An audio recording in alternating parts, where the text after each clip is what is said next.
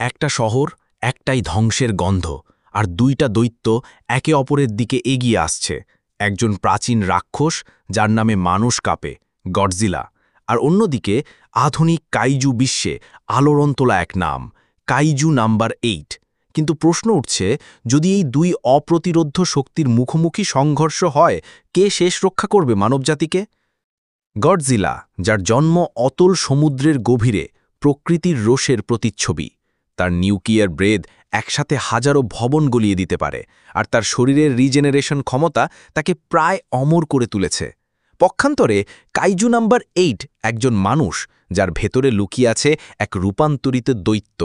তিনি শুধু নিজের রূপান্তরেই থেমে যান না, বরং প্রতিপক্ষের আক্রমণ বিশ্লেষণ করে নিজের শরীরকে অভিযোজিত করতে পারেন।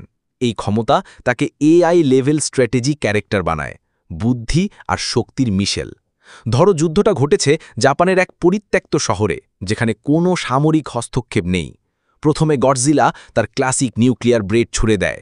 কাইজু নাম্বার 8 তখনও মানুষের রূপে দ্রুত লাফিয়ে পড়ে, রূপান্তর নেয় এবং গডজিলার দিকে পাল্টা আক্রমণ করে এক সুপারচার্জড পাঞ্চ দিয়ে। এটাই যুদ্ধের শুরু মাত্র। কিন্তু এখানে আসে ফ্যান থিওরির টুইস্ট। কাইজু নাম্বার 8 যদি গডজিলার নিউক্লিয়ার এনার্জি শোষণ করে নিজের মধ্যে সংরক্ষণ করতে পারে, তাহলে সে নিজেই নিউক্লিয়ার স্টেটে পৌঁছাতে পারে। মানে গডজিলা মোর কাইজু 8 একটি নতুন কাল্পনিক ফর্ম, যেখানে তার পাঞ্চগুলো নিউক্লিয়ার শকওয়েভ তৈরি করে। কিন্তু গডজিলা চুপ করে বসে থাকবে কেন? সে তার বার্নিং গডজিলা ফর্ম অ্যাক্টিভ করে, একটা অবস্থা যেখানে সে নিজেই এক হাঁটা চলাকারা নিউক্লিয়ার রিয়্যাক্টর। এখানে যুদ্ধ আর শুধু শারীরিক না, এটা একটা মনস্তাত্ত্বিক খেলা। কে কার শক্তি ভালোভাবে কন্ট্রোল করতে পারে, কে বেশি ধৈর্য ধরতে পারে। গডজিলা তার ট্র্যাডিশনাল বন্য প্রাকৃতিক রোষ, আর কাইজু নাম্বার 8 তার মানবিক কৌশল ও চেতনা। এই দুইয়ের সংঘর্ষের পরিণতি হতে পারে পুরো জাপানকে কার্বন ছাইয়ে পরিণত করা।